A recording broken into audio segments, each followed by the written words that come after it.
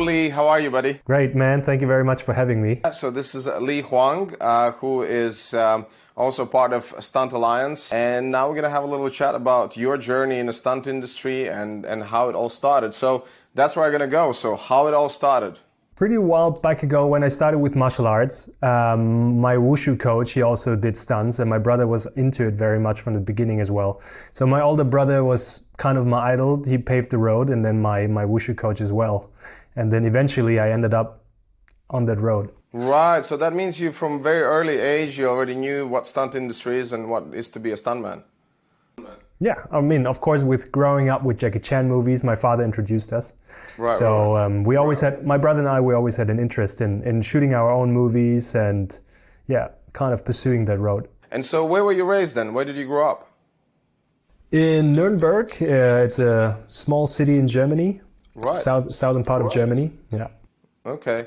And okay, so martial arts from very early age. So yeah, talking about martial arts. So when did you start it, and what kind of martial arts did you start straight away? I started with kind of a Malayan style of kung fu. So it had some silat elements, but like also a bit more like stand up, not so much on the ground. And I started with the age of 11, and then with 13, I at the same time switched to wushu. So I kind of did both. Right. It was nice in the kung fu, in the Malayan kung fu style. We had a bit more sparring, and then wushu was more expressing myself in forms. Because also that means, because a lot of different, you know, like the martial artists, how do they start? Like people, it's a little bit confusing when someone says like, well, I do kung fu, I do wushu. So very often kung fu and wushu, that doesn't mean that you actually spar. So of course in kung fu there's what is that style of kung fu where you actually spar? It's called sanda. So I mean, like, of course in the Western world we distinguish between kung fu and wushu, which doesn't happen that really in China.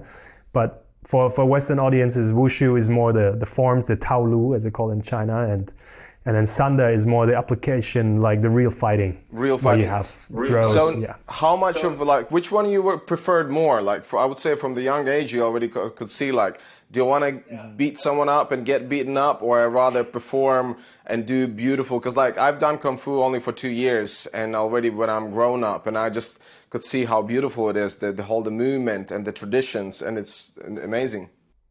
In the beginning I was really more into the sparring part, because it also shows you who you are. Like you need to get out of a bad situation yourself, you know. And as a young teenager, that's something I really needed. I think the confrontation also with myself, and yeah, it's just a bit more expressive in that matter. And then later on, especially when I went to Malaysia with I think 15.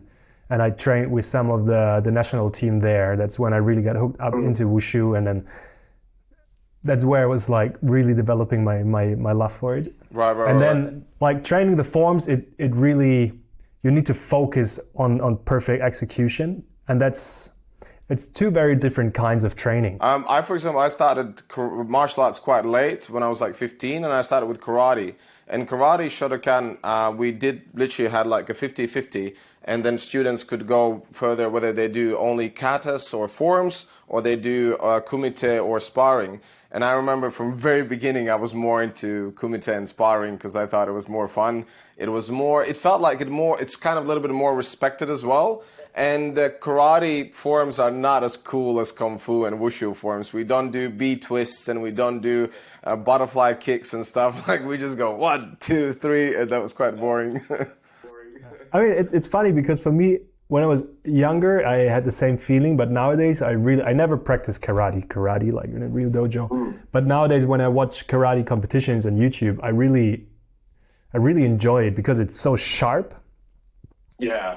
It's more direct than kung fu. It's less flowery, but yeah, there's something to it. Like each martial arts has its. Oh, 100%, 100%.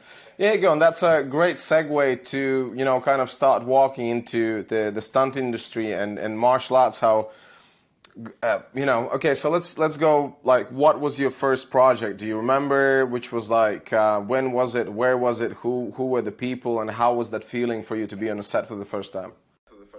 I started working mainly on TV for the first 4 or 5 years with a small stunt company in my hometown. And I remember my first day of shooting was for a local TV show, and I was just like a utility stunt guy, pushing cars from A to B. We were wrecking cars. So because also it was local TV, there was less fighting. The whole fighting bit was not so evolved in local TV. So it was more cars and rigging in the beginning, which was great for later because it gave me a good introduction into the whole world of stunts and not just fighting. And I remember I was pushing, like it took me a long time to get the spot in that stunt team. And then on my first day of shooting, I was looking on my phone to check something. And this was, smartphones just came out at that time, right? So it was not very well seen. Nowadays, everyone is on the phone and set. You know, it became a bit more relaxed in that matter. But I remember the stunt coordinator saw me on my phone, and I was checking the time or whatever. Yeah, or I was reading a message. I really don't remember. And he didn't call me back for like I think half a year, and I had to really hustle to get another chance, which was a good school. I have to say. That is crazy because I can relate. I had a similar story. And this was even before Instagram or any social media on the phone. That's crazy. Yeah, so this is one of the things what people learn about the what they call the film set etiquette, about like about do's and don'ts, what you're allowed to do, what you're not, and kind of with the time you understand where they're coming from. As soon as you and now you know more, like when you're in charge, when you see that you want your stunt team to be focused, what if there's something happens, someone needs a help or whatever, so you see, instead of like shouting all over the place like, hey, where are you, Lee, what are you doing, you know? One of the big things in the UK was about how if you don't work, you always make sure that all the stunt team has a drink, has a coffee or water, whatever that is. You always look out for each other. Okay, so started in Germany, and then your career mainly was in Germany? No, I did 4 or 5 years in this in my hometown, and then I was trying to make it out to Berlin. Berlin for me was the next bigger step, because in Germany it's the bigger city, it's where all the movies were being made, and so I reached out to a group called Real Deal. I don't know if you know them. So they were shooting their own feature movie, which was they're also great for stunt guys to get an opportunity to shoot their own feature movie, and they were looking for stunt guys to help them out, and I helped them out, and they are connected with other people from Berlin, and that's how it started rolling. And then I think my first bigger international project came right afterwards, was in India. It was a Bollywood movie, but with a German stunt team. So I met someone there who took me over and asked me if I want to join to go to India. Right, and that's the first time you getting out of Germany, basically, and you went straight to amazing, straight to madness. Warm in India. I never worked in India, but I worked with Bollywood, the productions. And that's such a different ball game, like such a different mentality. And like, how was it for you? I mean, the thing is, we were quite a big German stunt team. Oh, right. And so it was not such a big cultural shock, because we were like within our bubble. Yeah, and it felt a bit like a big field trip. Also, it was my first job, and we had a good coordinator also. But obviously, the Indian way of working is very different than, especially if you come from Germany. Like, we Germans are like very straightforward. So how many years it's been now since you're in the stunt industry? I started when I was 19, so about, I think this is like my 14th year. But in the beginning, 14th. Yeah, it's like my 14th year. But in the beginning, it's just like one job a month or 2 jobs a month, and then it evolved, and like, as I said, like after 4 years in this local company, then I went out. And as soon as I moved to Berlin, then it really started rolling. Right. Okay, let's talk about some of the most kind of memorable things that you've done as a stunt performer, right? Because, that's something where we go, and then we can talk more about you filming, choreographing, and things like that. So as a stunt performer, what would you say some of the like most interesting, like, and you as a stunt performer, you know that your friends or people who just met you, who know that you're a stuntman, you're like, what is the craziest thing you've ever done? Tell us.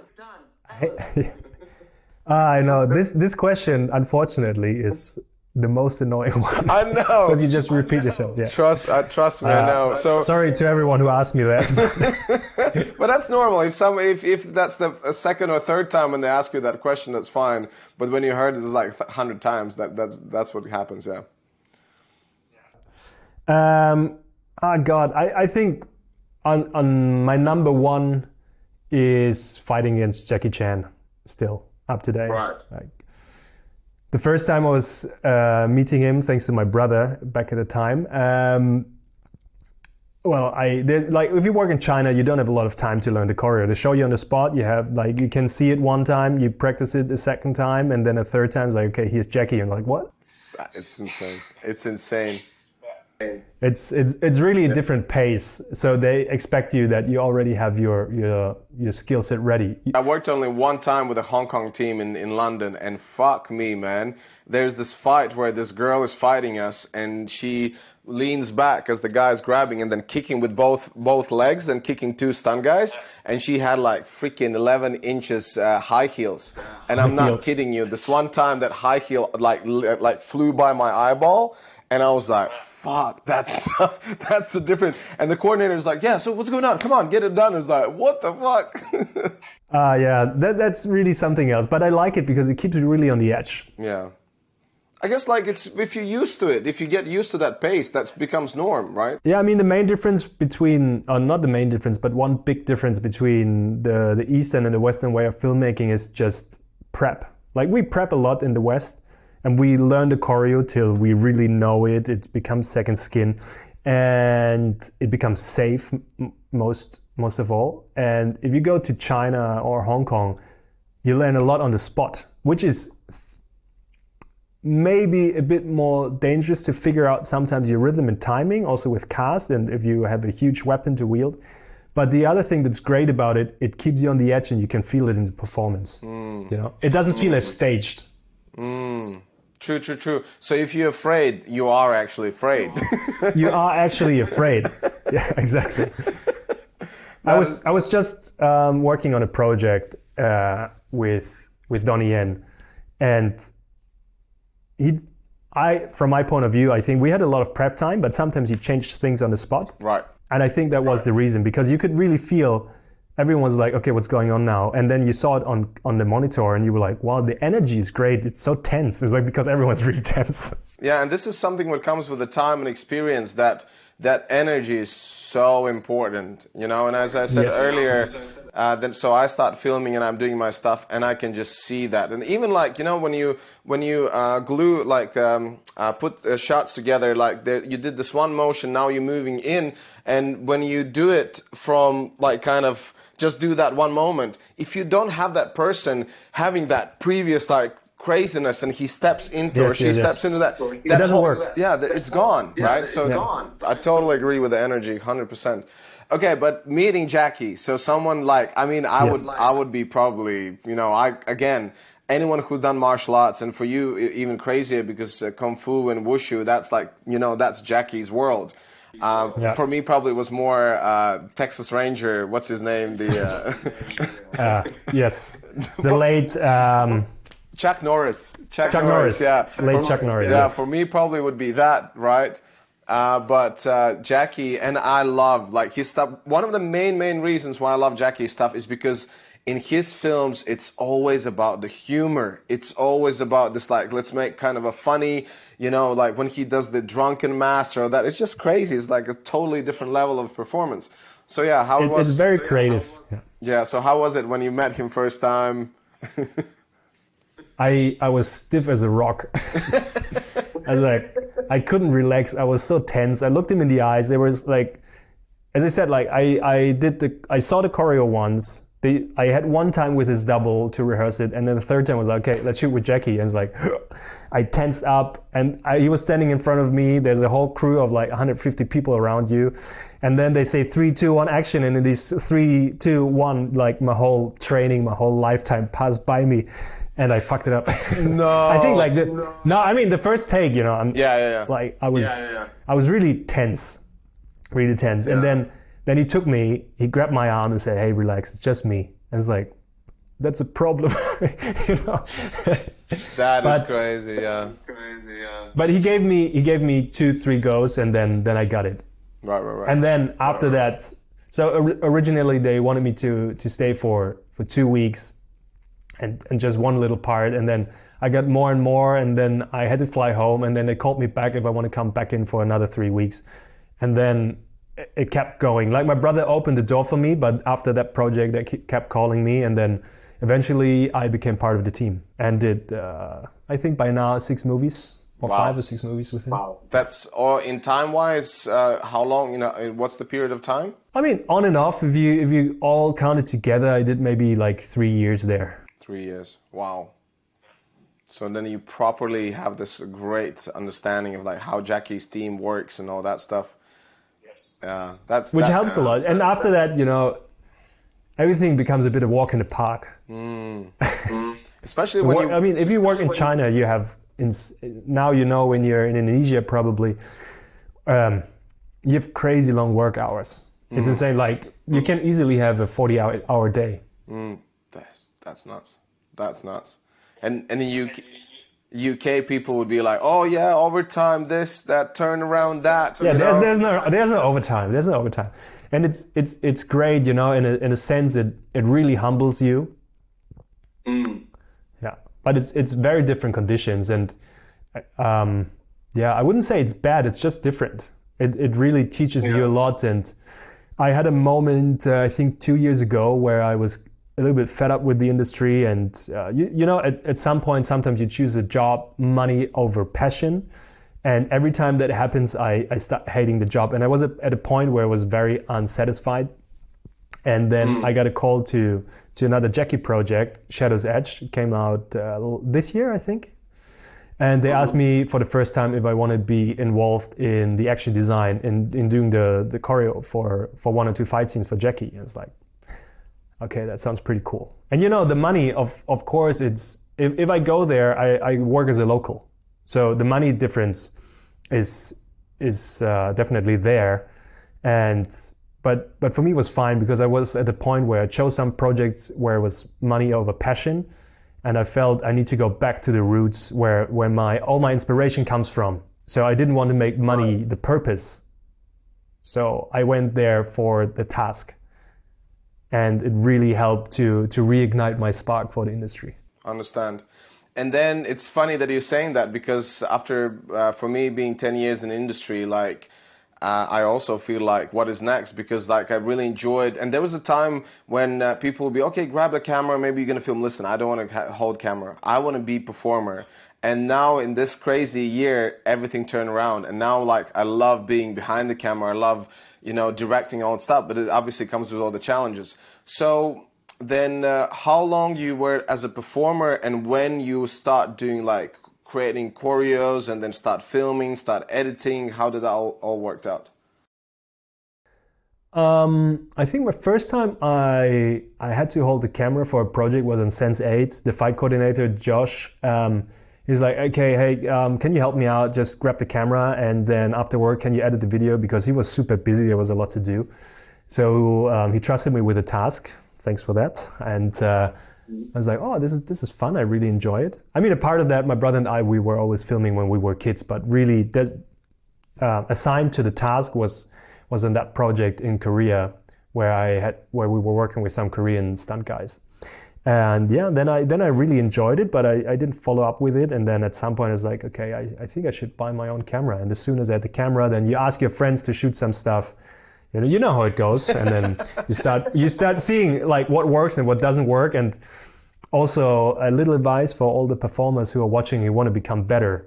I think there's a certain moment when it's hard to get better as a performer, and it's hard to know what you should train. And if you reach that point, or anyway, you should grab a camera. The moment you start filming and you see what works on the monitor, it makes you so much more aware of your own movement and your camera awareness. Like if you are on set and you see the camera operator is there, you know how to adjust yourself, and you just know what looks good on screen, because you start directing yourself other people, and that becomes, it just changes something. It changes your perspective as a performer as well. So I really would move anyone to grab the camera. and go out there and film stuff. 100%. I totally agree, and I think the biggest one is like when you come with the boys together and let's put a fight choreo, right? And you put a fight choreo, and you're like, "Fuck, that looks amazing!" And none of the guys are camera people, so we all think it's amazing. As soon as you need to take the camera, then you're like, oh shit, this doesn't work from this angle. This doesn't work if you do this. This is where you're stacking, you covering the camera when you move. Like it's like exactly. Yes. And that's where the doors of Narnia opens, and you realize how important are those all little things which you never thought about. So that's the camera work. But what would you say? Because the third stage is the editing, right? And with the editing, is then it's kind of opens another layer where you're editing like, yes. Fuck, I messed up with the camera, and then you go, oh, and that move could be different. So you're literally going 2 steps back and thinking like, I wish I would do that choreo differently. I wish I would film it differently. Then I could edit it properly. Exactly. But you know that all of that is part of the process, and then even if you're on a big project, it can happen, and then for the next project, you just remember, think twice, do it once, you know. Yeah. Well, and really be sure what you want. And then, like, because you were speaking of choreographing, I choreograph to the edit, or like as you do probably. Like it's not. If I film something, I already think of the rhythm of the edit, or like, okay, these movements, I want to go, because we're in a different part of the story, I want to go to a top shot. So it's more circular motion than straight motion, because it looks nicer on the top shot. Because in the end, it has to work, it has to merge together. Exactly. And it's very interesting art. At least in your previs, what happens in the end product of the movie, that's a different thing. Yeah. You don't always have control over it. Yeah.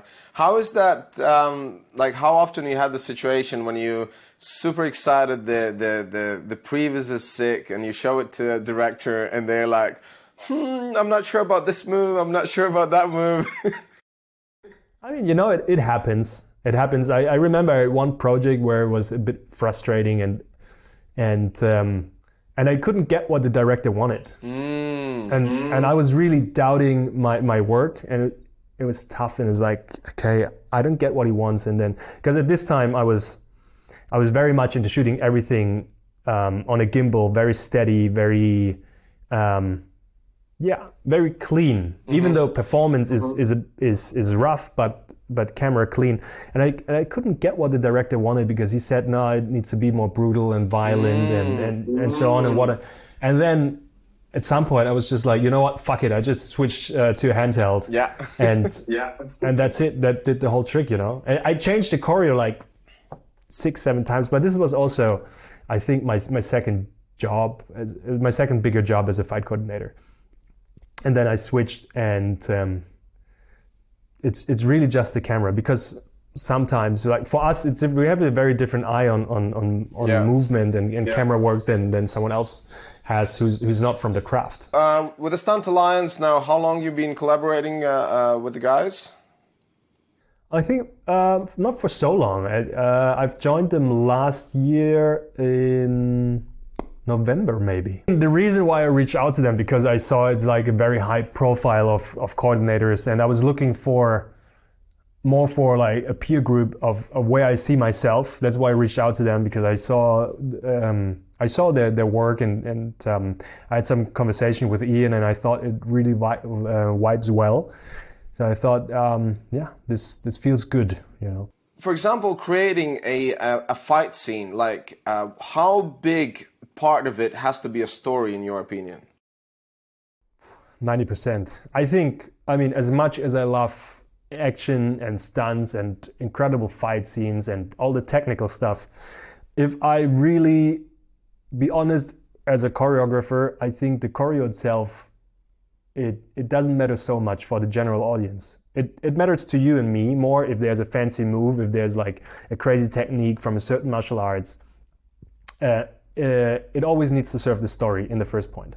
And if you remember Lord of the Rings, the Battle of Helm's Deep, everyone remembers it. Everyone has a feeling for it. Everyone who loves Lord of the Rings, of course, but it gives you a certain feeling, and it sticks in your mind, and you have all the story points when you watch it once, and then you look at the choreo, and it's pretty basic, you know. Yeah. But it's all the emotion that's transported. Exactly. And there's always a reason behind it. And if you watch some other fight sequences, I think also that's why most of the martial arts movies that I really love, they don't translate well for Western audience, because it's a 5-minute fight sequence with crazy technique and crazy sportsmen, but it doesn't necessarily always support the story. It's really about the martial art, which makes sense for most of the Asian audience, because martial arts is such a big cultural part, but not necessarily. But it not always translates well with Western audience. I think that's my point on it. Yeah, and you need to make sure in your choreo that you check all the story points. Right. And then sprinkle some cool movements over it. And also, if everything is cool, everything's boring.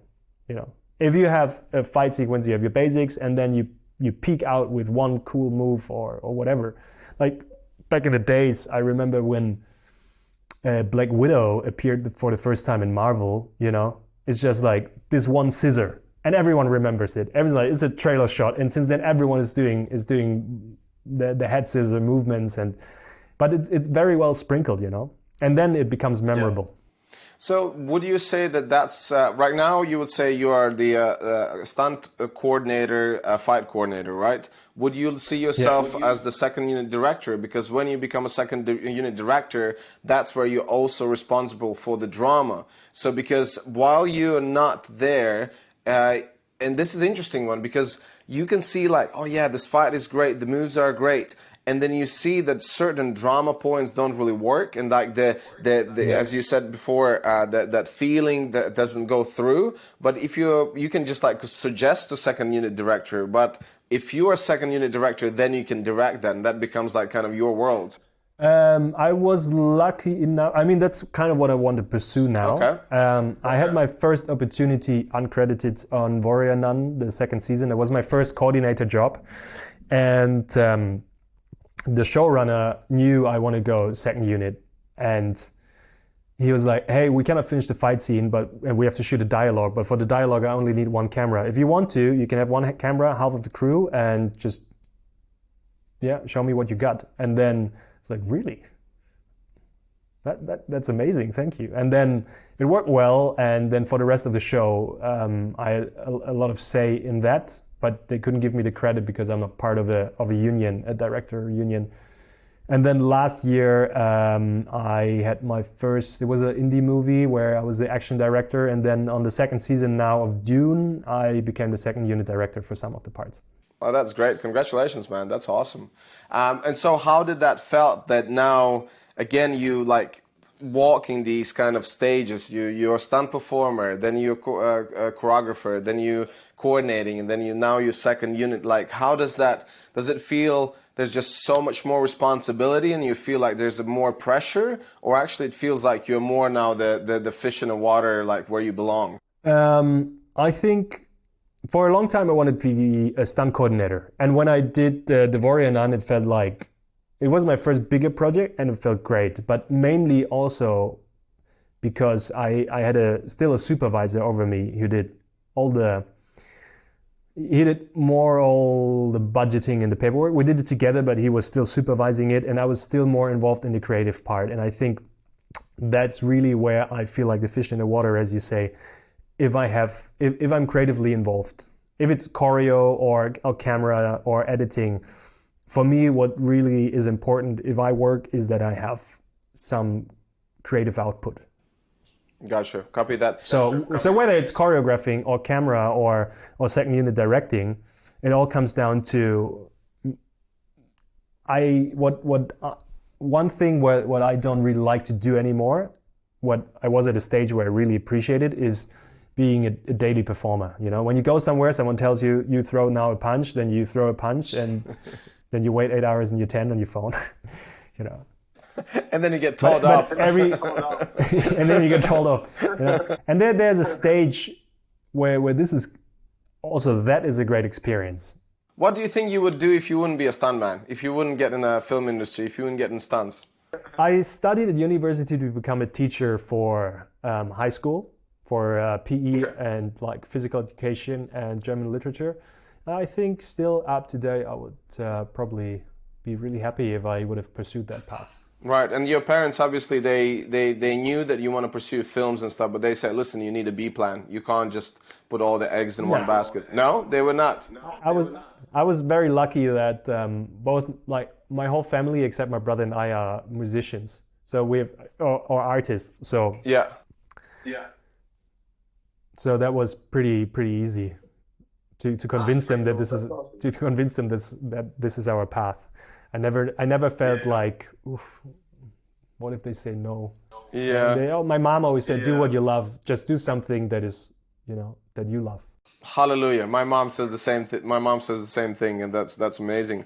And I think, like, how would you describe stunt people in general? I think stunt people are these jack of all trades who just love to do all sorts of different things. At least I definitely know, like, the guys I know from stunt industry, and most of the time they're very interesting. They're very peculiar. Like a lot of them have a crazy ADHD. They're like, oh, I want to try this. I want to try this. I want to jump off the plane. I want to this or this. And I think for those kind of people, like as a kids, when we want to do everything, like I think stunt industry is like the best for us. Yeah, I mean, it allows you to never let the old man in. Exactly. You can just follow your passion. You can always try something new. You always see exciting sceneries or sets and meet exciting people in general in the movie industry. And yeah, it's a very fortunate job or a very fortunate way to live your life. As you say, there's so many different characters, and it also really depends again on the country. If you go to China, it's very different again than stunt people from the UK or from Germany. Yeah, well, it's the mentality, it's the culture background. Yeah, that's a huge difference. Yeah, I was lucky enough. I worked in Egypt on one project, and man, Egyptian stunt guys, because the pay for them is very small, and they very rarely get any projects. When they get on a project, they're super excited. They're ready to do flat back, like all day, no pads, nothing. They're just gonna go for it. Was it last year? No. I was there 5 years ago. Yeah, we did they did a Gladiators knockoff, basically. They did their own Gladiator, Egyptian style. That was hilarious. But it was so funny because I would never see in UK a stunt guy going, yeah, I'm going to do flat back just for fun, without pads, without mats, without nothing. Yeah. They would be straight away like asking for adjustment. Yeah, and these Egyptian guys, they were just like doing, it's like, wow. I was like, yeah, that's a huge difference. Any other kind of interesting, I don't know, it's like, again, I'm one of those like in a drunken party question. And if anything really funny happened with you on a set? You know how it is. There are many funny moments happening on set. I think, oh God, I have many where I'm embarrassed myself for sure. Okay, give me the biggest embarrassing moment for you on the set. Okay, also, it was also my first Jackie movie, and a good friend of mine was there, Joel. I don't know if you know him. He's living now in the UK, Joel Slato. Joel, he's from Sweden. Yeah, he's from Sweden. Yeah, exactly. I worked with him on The Witcher. He was doubling the Henry, not the Henry. No, Liam. yeah, and I worked with him before as well. So yeah, I know Joel before we both did stunts because he was living in Shanghai and he was a flatmate with my brother. Oh, that's crazy. Jesus, the world is small. Oh my God. So I know him for an eternity. So Joel and I were on this movie set in China on a Jackie Chan movie. And we were like the thugs, obviously, from the bad guy. And we have to walk over a bridge to this golden temple. And we are all equipped with machetes and batons and weapons. And we walk over the bridge and then they say, okay, cut. And then the AD stands next to me and he gets a note from the director in Cantonese. And he looks at me and says, this guy? I say, yeah, okay. And he walks up to me in front of everyone. And you could tell that he was really trying to be nice to give me that note. And he was like, could you hold your weapon more like a man?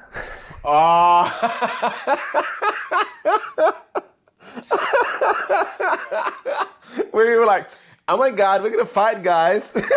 Yes, exactly. So that was a good one. Oh my God. Because in UK, you're just like, can you be more like masculine hold or something? Could be Yeah. more aggressive, you know? And here Yeah. could you be more like a man?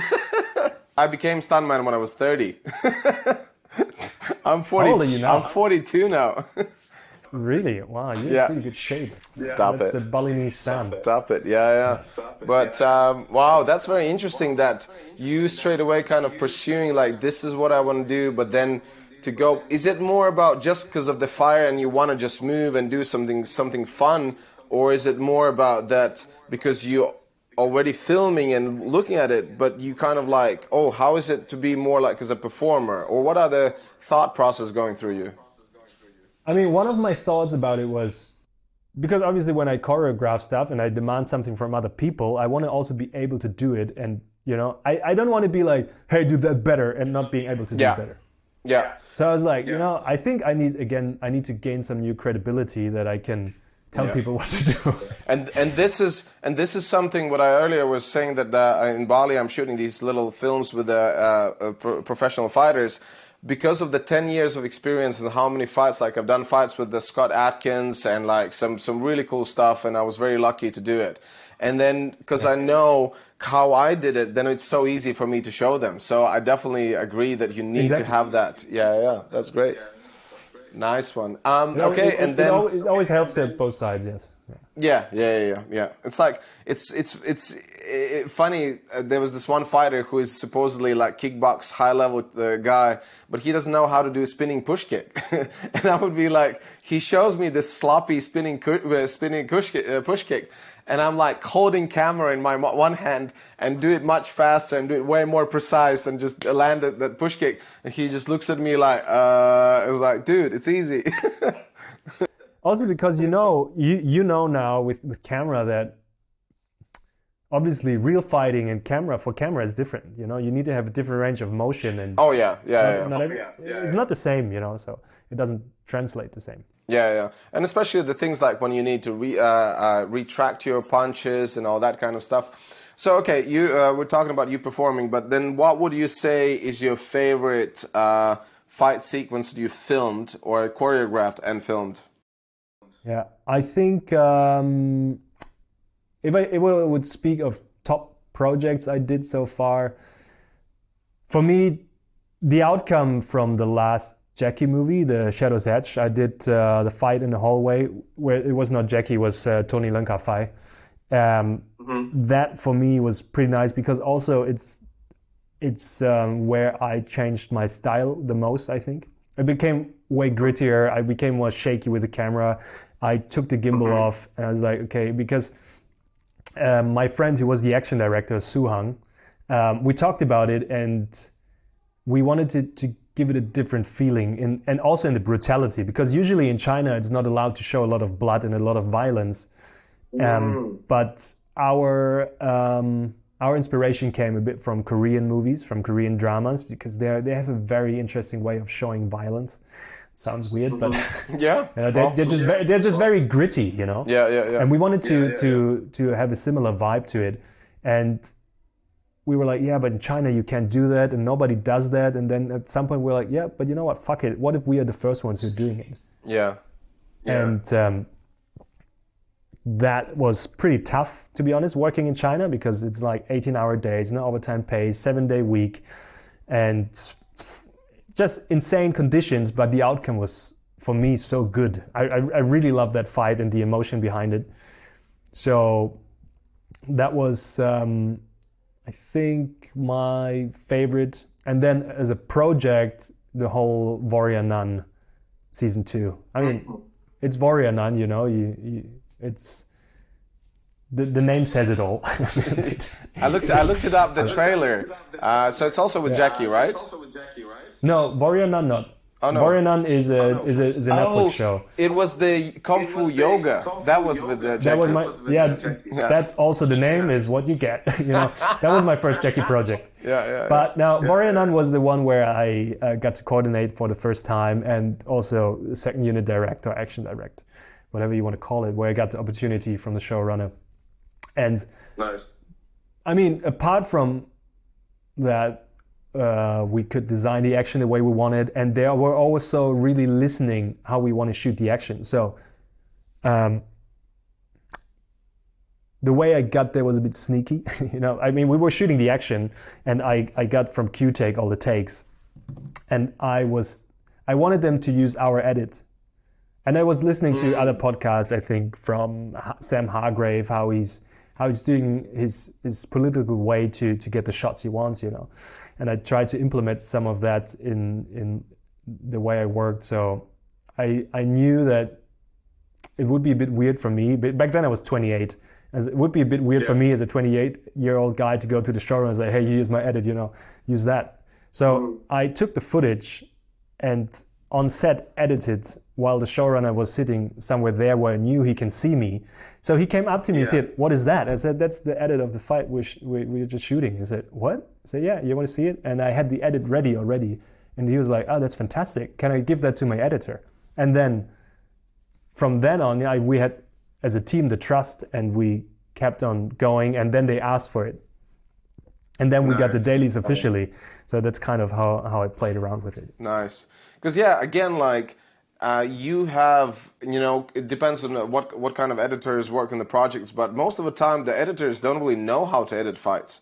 For editing fights and putting, like, even the sound effects on them, the right sound effects, like, you know it very well when you need to design a sound effect for just a punch. That punch could be with that power, it could be with that snap, it could be with that blood effect, whatever that thing is. It's like and since I've been doing a lot of editing now, so I'm like, I understand this so much better now. And now when I see some films with horrible punching, kicking sound effects, I'm like, oh shit, this is bad. Yeah, it ruins it already. Yeah, of course. I mean, the hard part with editing is that the editor is never really there when you have a communication with the director or everything. He doesn't, like, most of the time they don't see your previous. They don't ask you what was your idea behind it.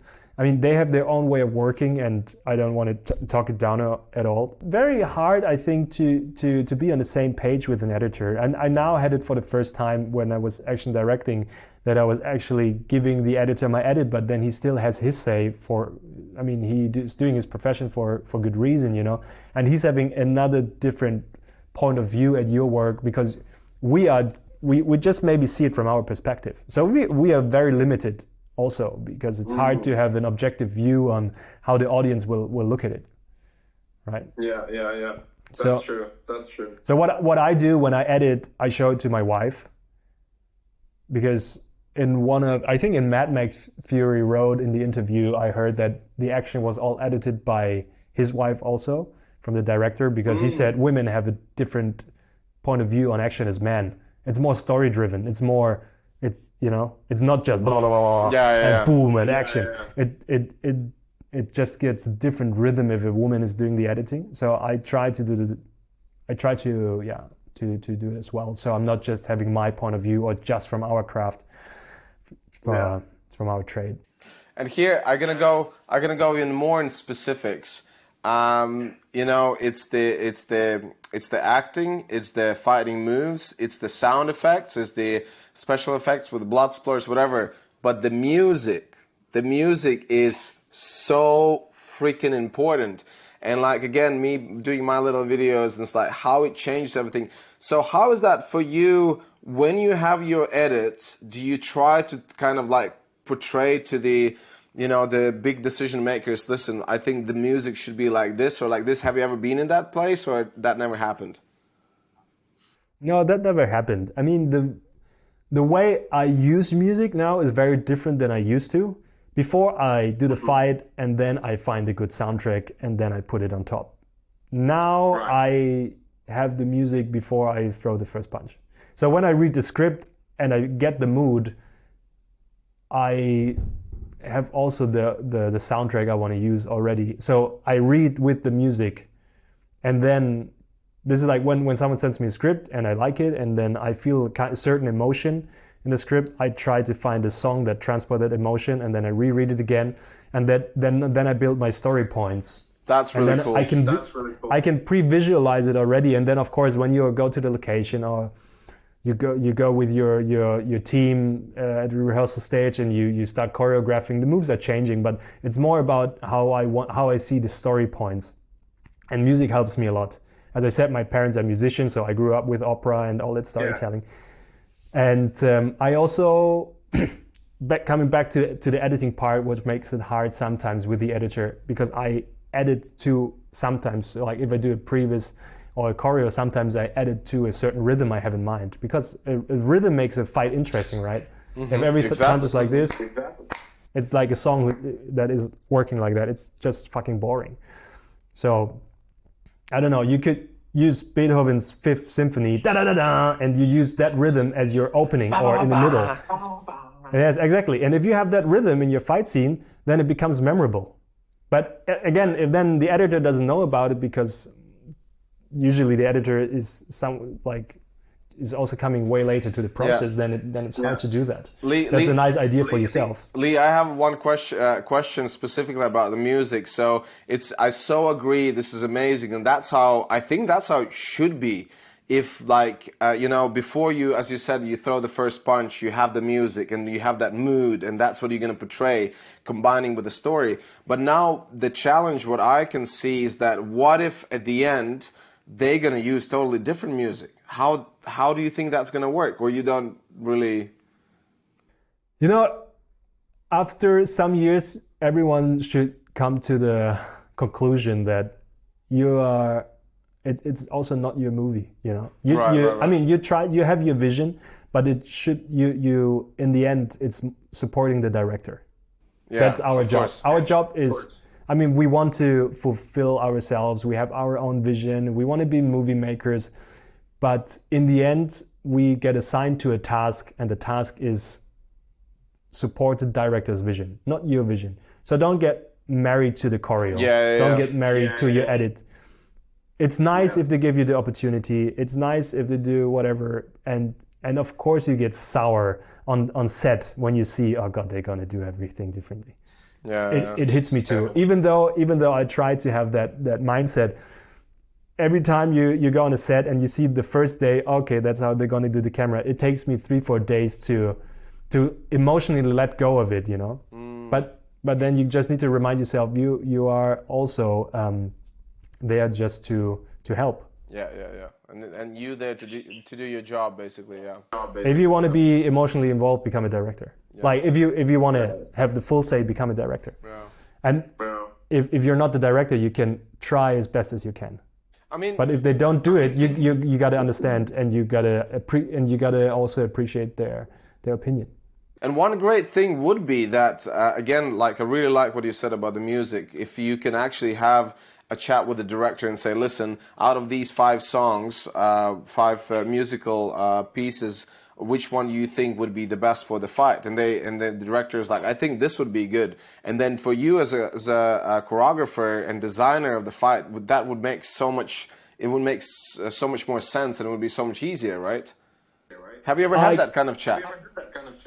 I'm not 100% sure if I agree, because a director has so many thoughts. He has to deal with so many things. He has to talk with so many departments. Has to choose every damn color the tie has. So if you take that off of him and you find something, and you can really find the emotional tone yourself, you help a lot. Right. Yeah.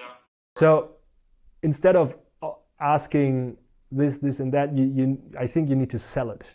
If you sell your vision, you help the director a lot. Because it's something, 1 point less he doesn't have to think of. And another great thing is for the director, if you don't have the best music, because it's same for you, So maybe you didn't think of it that this is the wrong thing, but if you have chosen the wrong thing for the director, maybe he didn't know this is the wrong thing. But in that moment, his vision becomes a bit more clear. It's like, that's not what I want. Actually, I want something else. Wow, Lee, nice one. Listen, I think we could end on this one. You got some crazy, cool philosophical and like really cool stuff about the how creating the fights and the music and working with the director. I've just learned something new as well. Like this is like the perspective which I haven't seen and haven't heard, which is really great. Dude, thank you so much. Thanks for having this time with me. And yeah, and enjoy the time in Spain. And yeah, I hope I'm gonna see you. I mean, I live here now. I live here now. Yeah, and yeah, enjoy your time in Spain. As like, Thank you very much. you know, for a long time. Nice one. Anyways, and we done.